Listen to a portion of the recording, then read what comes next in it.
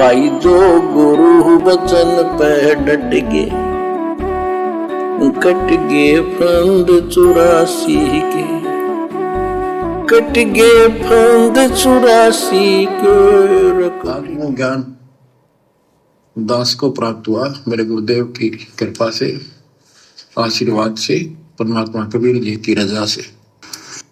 यहां गुरुदेव अपने आप को छुपा के ही बोलेंगे कि आज वो तत्व ज्ञान मुझे मेरे गुरुदेव के आशीर्वाद से प्राप्त हुआ। तो भैया फिर सबसे पहले जगत गुरु कौन होना चाहिए? भाई जिस ज्ञान को आपको लगता है कि इस तत्व ज्ञान को सतगुरु रामपाल जी ने 17 फरवरी 1988 को आदरणीय राम देवानंद जी को अपना गुरु बनाकर प्राप्त किया, और उनसे प्राप्त ज्ञान से आज सतगुरु रामपाल जी जगत गुरु कहलाते हैं। तो सतगुरु रामपाल जी से पहले जगत गुरु कौन हुआ? जिनका ज्ञान लेके आज वो हमें दे रहे हैं, आदरणीय राम देवानंद जी हुए ना। क्या उनके नाम से पहले किसी ने जगत गुरु लगाया? क्या उनके 9 लाख भक्तों ने कभी उनके नाम से पहले जगत गुरु लगाया? और यदि सतगुरु रामपाल जी किसी और से ज्ञान लेके जगत गुरु कहला रहे हैं तो फिर ये जगत गुरु कहां हुए? जगत गुरु तो वो कहलाता है जिसके अपने घर का ज्ञान होता है, जो पूरे जगत को ज्ञान देता है, जिसके समान ज्ञानी कोई नहीं होता, उसको कहते हैं जगत गुरु। तो इन सारे संकेतों को समझो। परमात्मा हर भूमिका को निभा रहे हैं।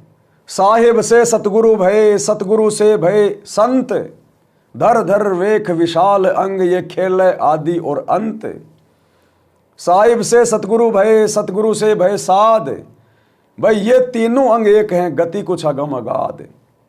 और गरीबदास जी ने कहा है अपने गुरु जी को कि तुम साहिब तुम संत हो, तुम ही सतगुरु तुम ही हंस, और गरीबदास तेरे रूप बिना भाई और न दूजा अंश। सारी भूमिका परमात्मा खुद ही निभाता है। 8 सितंबर 1951 से पहले परमात्मा सतलोक में बैठकर साहिब की भूमिका निभा रहा है।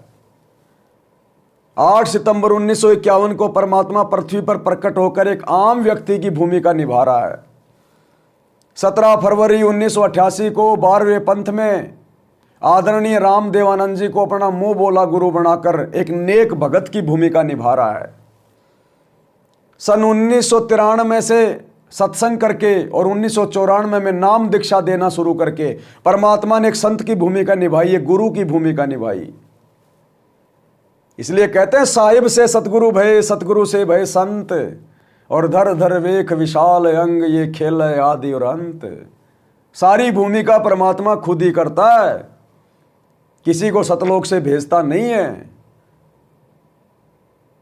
अरे काशी में परमात्मा ने बताया कि सतलोक से 9 लाख बैल आए थे और सेवादार आए थे, और जितने समय वे पृथ्वी पर रहे 3 दिन काशी के भंडारे में, उनके पैर जमीन से 9 इंच ऊपर थे, 1-1 फुट ऊपर चल रहे थे वो जमीन से सभी। क्यों? अगर किसी आत्मा ने जमीन पे पैर रख दिया तो जमीन पे पैर रखते ही पाप शुरू हो जाते हैं। पृथ्वी ऊपर पग जो धारे, करोड़ जीव एक दिन में मारे।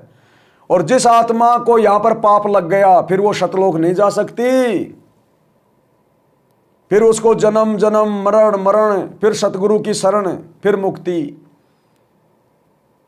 तो सतगुरु रामपाल जी अगर सतलोक की आत्मा है, कबीर जी के भेजे गए हंस हैं, तो इनके जमीन तो इनके पावन चरण कमल तो जमीन पे रगड़ रगड़ के चल रहे हैं, रगड़ रगड़ के। और उसके बावजूद भी ये दूसरों का उद्धार कर रहे हैं,